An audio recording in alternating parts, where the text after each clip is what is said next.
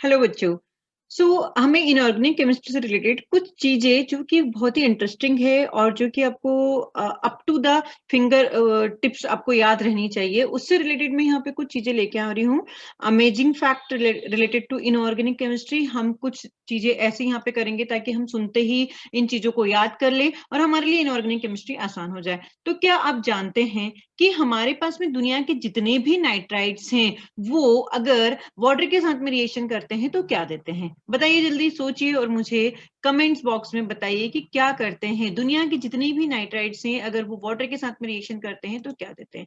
बताइए जल्दी से, नहीं तो फिर मुझे बताना पड़ेगा। देखिए जरा, हमारे पास में अगर नाइट्राइड्स हैं, क्या बोला मैंने? दुनिया के जितने भी नाइट्राइड्स, मतलब अगर मेरे पास में नाइट्राइड्स हैं तो नाइट्राइड्स हमारे पास में वाटर के साथ में रिएक्शन करके क्या देंगे? तो आपको यहाँ पे याद रखना है, ये अमोनिया देते हैं। क्या देते हैं? अमोनिया देते हैं। और करस्पॉन्डिंग जो भी आपका मेटल नाइट्राइड आपने लिया है ए, उसका क्या दे देंगे? हाइड्रोक्साइड दे देंगे बच्चों। तो हमारे पास में यहाँ पे काम आसान हो जाता है। सॉरी, क्या दे देते हैं? हाइड्रोक्साइड दे देते हैं। तो देखिए, अगर आपने लिया यहाँ पे एल्यूमिनियम नाइट्राइड, क्या लिया आपने? एल्यूमिनियम नाइट्राइड लिया, वाटर के साथ में रिएक्शन करवाई, तो आप यहाँ पे क्या बना दोगे? एक तो आप अमोनिया बना दोगे और दूसरा आप क्या बना दोगे? एल्यूमिनियम का हाइड्रोक्साइड, जो भी जिसका भी आपने नाइट्राइड लिया है उसका हाइड्राइड बना दीजिए, है ना। सपोज कि आपने यहाँ पे सोडियम नाइट्राइड लिया है, तो सोडियम नाइट्राइड का जब आप हाइड्रोलाइसिस करवाओगे तो जल्दी से बताओ क्या बनाओगे आप यहाँ पे? अभी जैसे बता दिया कि दुनिया के जितने भी नाइट्राइड्स हैं वो हाइड्रोलाइसिस पर या वाटर के साथ में रिएक्शन करके क्या देते हैं? अमोनिया देते हैं। और साथ में क्या दे देंगे? Sodium hydroxide. तो यहाँ पे इनके हाइड्रोक्साइड भी बन जाएंगे, ठीक है ना। दूसरा हमारा फैक्ट है सल्फाइड्स का। अगर मैं हाइड्रोलाइसिस करवाती हूँ तो सल्फाइड गिव्स H2S गैस। क्या करेंगे? सल्फाइड आपको क्या देंगे? H2S गैस देते हैं विथ वाटर। तो देखिए, हमारे पास में अगर सपोज कि आपके पास में आता है कैल्शियम सल्फाइड, कैल्शियम सल्फाइड की रिएक्शन आपने वाटर के साथ में कराई, तो ये आपको क्या दे देगा? यहाँ पे आपको H2S मिल जाएगा, साथ में उसका हाइड्रोक्साइड मिल जाएगा। समझ में आती है बात? ये आपका काफी आसान हो जाएगा। अगर फिर आपसे कोई पूछता है कि अच्छा बताओ फास्फाइड्स क्या देते हैं, तो आप फास्फाइड्स का भी बता देना कि जो फास्फाइड्स होते हैं ये वाटर के साथ में रिएक्शन करके फॉस्फिन देते हैं। फास्फाइड गिव्स फॉस्फिन, मतलब PS3। तो फास्फिन को भी बनाने का यहाँ पे एक क्या हो गया? मेथड हो गया हमारे पास में। जैसे कि आपने लिया है Mg3P2, मैग्नीशियम फास्फाइड लिया, वाटर के साथ में रिएक्शन करवा दीजिए और यहाँ पे आप क्या बना दोगे? फास्फिन बना दोगे और साथ में उसका क्या बना दोगे? मैग्नीशियम का हाइड्रोक्साइड बना दोगे। तो ये चीजें आपके पास में, अब एग्जाम्पल चेंज करते जाइए और बहुत सारे आपके क्या हो जाएंगे? आंसर्स फटाफट बन जाएंगे, इसमें कोई भी दिक्कत नहीं है। अब चलते हैं कार्बाइड्स की ओर कि कार्बाइड्स क्या देते हैं, है ना।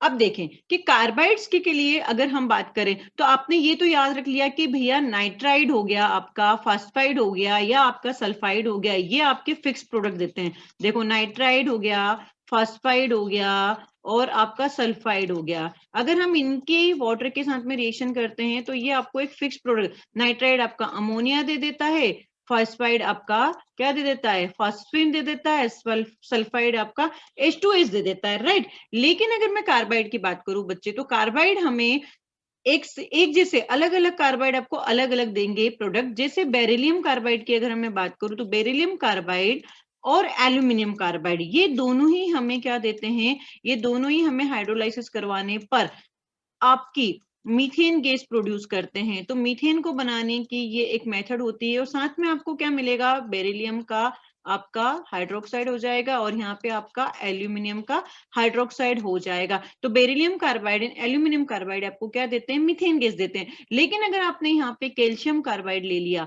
क्या ले लिया? कैल्शियम कार्बाइड ले लिया, तो कैल्शियम कार्बाइड आपको हाइड्रोलाइसिस पे देता है एसिटाइलिन। क्या देता है? एसिटाइलिन देता है और साथ में आपको कैल्शियम का हाइड्रोक्साइड मिल जाएगा, ये आपको फिक्स रहेगा। अगर आपने मैग्नीशियम कार्बाइड लिया बच्चे, तो मैग्नीशियम कार्बाइड में आपको हाइड्रोलाइसिस करवाओगे तो मेरे पास में यहाँ पे प्रोपाइन मिलेगा। क्या मिलेगा?